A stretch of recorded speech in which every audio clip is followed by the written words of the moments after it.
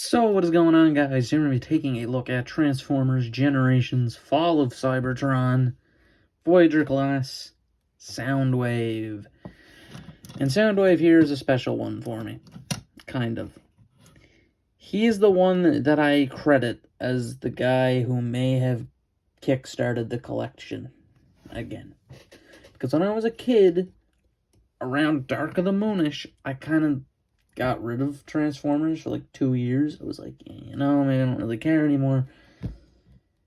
And like the only figure I bought in that time span, I think, was this Scourge that I already reviewed. Check out that review. But this guy here, I got on a Clash trip. And I was like,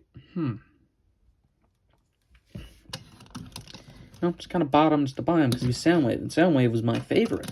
So I was like, I want him. And so I bought him. And, well, that's the story about him. And, well, I didn't buy him that day. I don't think anything else would have got kickstarted. As far as this guy goes, he's the second version of the Fall of Cybertron games. As for, there's a War for Cybertron one, that's a deluxe class. I do also have that one. I need to dig him out. So I probably should have had him out. But this guy here's a Voyager, and man, is he better off as a Voyager. This guy is massive. He's actually pretty tall, too, for a Voyager. There's a Voyager that's easy enough to get out.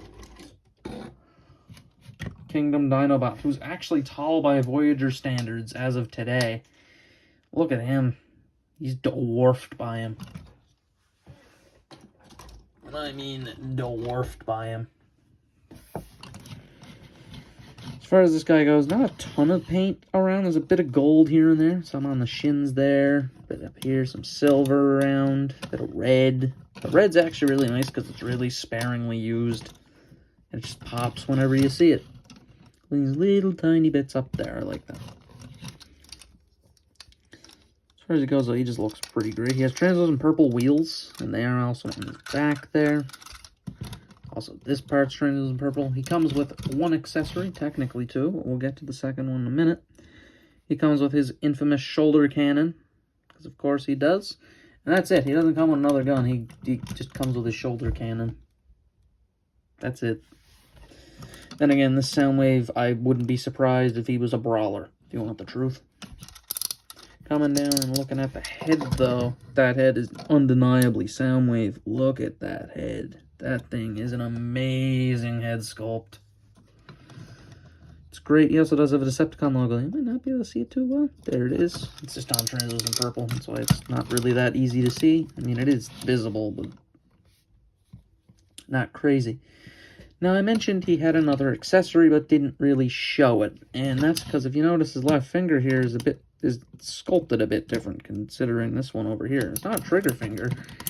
It's so Soundwave himself can push the button on his shoulder. And that when you push it, you get a red thing. And if you push on his back, you can pop said red thing out. And if you press the little button on the back, said red thing flips out and turns into Laserbeak.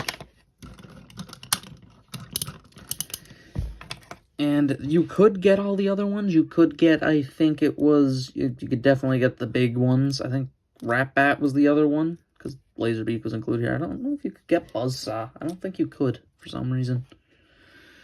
It was Rumble, Frenzy, Ravage, and Rat-Bat. And then no Buzzsaw, who's kind of disappointing, because Buzzsaw's weird. It's always a weird thing that Buzzsaw was the guy who came with the original G1 toy. But he just never shows up. Laserbeak is instead the one of the main guys. As far as the little Laserbeak goes, he's fine enough, I guess. He's not the best. He really isn't. He's just a little gimmick toy. There's like little guns sculpted there. His head's pretty nicely sculpted. Looks like Laserbeak. He has a little camera on his beak there. Other than that, though, he's just like shell. That's it. Transform him back, flip the head in. And do that. And there you go. Opening the chest again. There's a lot of space in there. You could store, I think, 3 cassettes in there? Or data discs, I'm pretty sure they are in this case, but you know what I mean. As As far as this guy goes, he's genuinely just a phenomenal figure. So let's get to the articulation. Articulation-wise, I'm pretty sure the head does rotate. Mine has never rotated. I can get it occasionally to rotate. Forward and back, outward, elbow joint, a swivel. The elbow's a bit funky looking though. A forward and back at the wrist there, also a swivel. No waist, forward and back, outward, a knee joint that's going to ratchet, swivel, and that is all. Pretty decent articulation, no waist swivel, oh well. So let's just get into the transformation of this guy. The transformation of this guy is actually pretty simple. First thing I'm going to do, remove his cannon. Come to his hands, and I like to rotate them inward like that. Makes them easier to get out, because you can like get at the thumbs. The next thing I'm going to do is come to the shoulders, flip them back, and there's some panels on the back, which you're probably struggling to see. Once you do that, you can then take them, hinge them down, and then slot them in. So there is, right there, a peg hole, and then there is a peg on the arm. Right there, peg that in. Lift these up for a second. Come into the back, pull that out, push on that, flip it down, and then flip this arm section up. Flip the wheels forward into the wheel wells. And then flip that bit down, like so. Then you can take his arms, and those just fold down and in, like that. And you're gonna flip this bit up, like so. So now you're going to come to the legs, and you're going to unpeg the waist like so. Flip the feet into the back like that, those little hollow sections. Rotate his wheels upward like that. And as you do that, I'd recommend just leaving that open, honestly, the top part. That, and the feet actually will peg in. There's two little notches right there, and there's a peg at the tip of the foot that will gladly do that, and that'll keep the legs even more in place, even though they usually don't move anyway. And last but certainly not least, come to the front of the vehicle mode, do that, flip those bits down like that, put his turret on top, and there is Soundwave in his alt mode. And Soundwave's alt mode is just a big chunky van. And like I said in a previous review, I think I don't really care about the like physical item alt modes, and I would much prefer if Soundwave actually turned into stuff now. Megatron turns into a tank, so I can't Soundwave like turn into an SUV, because that seems to be a mode that he commonly gets other than a cassette player as an SUV. And I do genuinely think that, you know, I would like him to have an alt mode instead of the thing that he's just a robot that turns into a motionless item.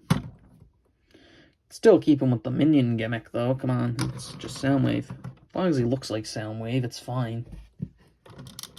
As far as this goes, pretty nice, though. Bit of purple on the side there. The red is very much a nice little red stripe now on the sides. Little hits of purple are nice. The wheels, he does roll pretty well. Coming around the back, it's just Soundwave shins. It's a bit hollow.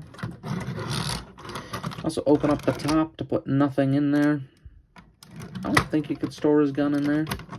I've never tried it, actually. I've never really thought about it. Just about.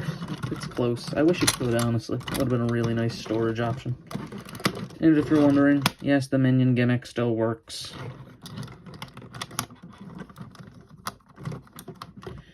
One of the most annoying parts of this alt mode for me is this front bit here, because it sometimes doesn't like to stay up. It likes to flop down, but it's staying up perfectly fine right now. Another thing that's kind of weird about this, there's a chair up here. There's a literal chair up here for no reason. Why is there a chair up there? Even Rumble and Frenzy cannot sit in it. It's too small. It's weird. So that's his alt mode, so let's just get to the thoughts on him. I think this figure is great. He's great. But for me, I need to get a new Soundwave soon. I've had this guy for a millennium, and he'll always be special to me. There's no beating around the bush on that one. This guy will always be a special figure to me because of his connection and getting me kind of back into Transformers. But does that mean he's the best thing ever? No. There's certain things that are just iffy on him. Like, I think the transformation is a bit boring, but that's about it. The robot mode looks great. The alt mode, it's just a hunk of something. It's cybertronian, you know? The best excuse you can have for a Transformer if they turn into a cybertronian vehicle. Yeah, that's just a cybertronian SUV. I don't know what you're talking about. And that's kind of the thing. His robot mode looks like Soundwave. Everything else is just fine on him. Another complaint I kind of have is he doesn't come with another gun. I wish he came with another gun instead of just the shoulder cannon.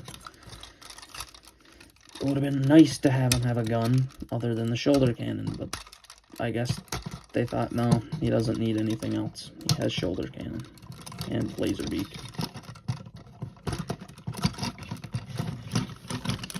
As far as this guy goes, I'm gonna give him a 4 out of 5. I do think he's great, and if you ever did see him, I'd recommend him wholeheartedly. And I mean, he's just good all around. So this has been Eilt, Elite, signing out.